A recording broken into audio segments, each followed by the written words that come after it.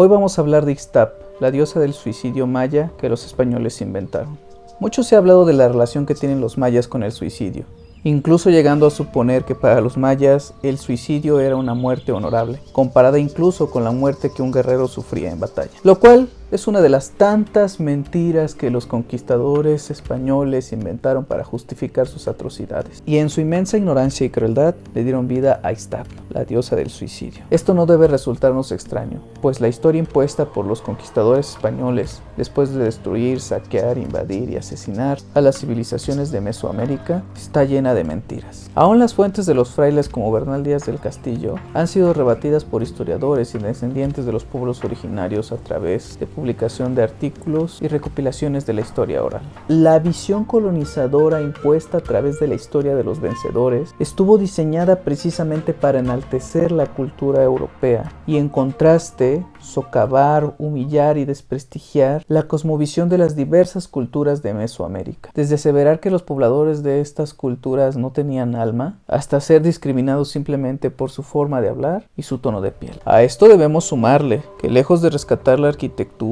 la agricultura, la ciencia y todos los logros alcanzados por nuestros antepasados, los invasores se dedicaron a exagerar y martirizar prácticas que, lejos de entenderlas, les servían para justificar todas las muertes, despojos, violaciones y saqueos que en el nombre de su Dios y con la Biblia y la espada en mano cometieron contra nuestros pueblos originarios. Y así como multiplicaron y enaltecieron los sacrificios por millones, la historia del suicidio y el mito de Ixtap como deidad maya están completamente transgiversados. Y hoy, a 500 años de conquista, esta interpretación demoníaca de los españoles ha generado en la actualidad estereotipos en los mayas de la actualidad. La historia de Ixtap como supuesta deidad de la muerte por ahorcamiento surgió a raíz de las interpretaciones de Eric Thompson a mediados de la década de los años 30 del siglo pasado. Interpretaciones que surgen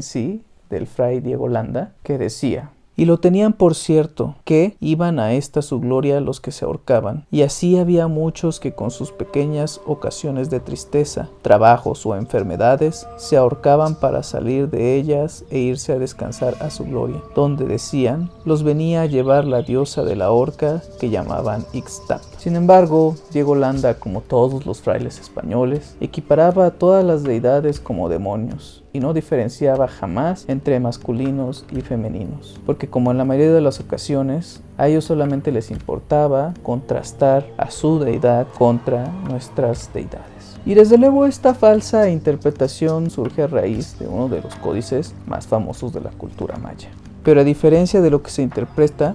esa no es Ixtap, sino Ixac-U, diosa lunar. De acuerdo a Cázares y Estrella, el contexto con el cual se presenta dicha imagen también nos provee información que respalda esta nueva lectura. Primero, porque en la tabla donde aparece la mujer, la soga está sobre un elemento conocido como la banda celeste que representa la Vía Láctea, o en otras ocasiones a un conjunto de estrellas durante la noche. Aunque de ella se cruza una soga que le rodea el cuello, por lo que parece estar en una horca en un acto suicida, en ningún lugar de ese contexto cercano puede leerse ningún nombre relativo a Ixtap. En segunda instancia, ese segmento es parte de otro mayor conocido como las tablas de los eclipses, donde se menciona con suficiente reiteración los ciclos de la luna, aludiendo a la deidad lunar ya mencionada. En algunas ocasiones, como parte de épocas de bonanza, y cuando se refiere a los eclipses, es justo en la página 53 donde aparece la imagen a la que los primeros mayistas asumían como Ixtap.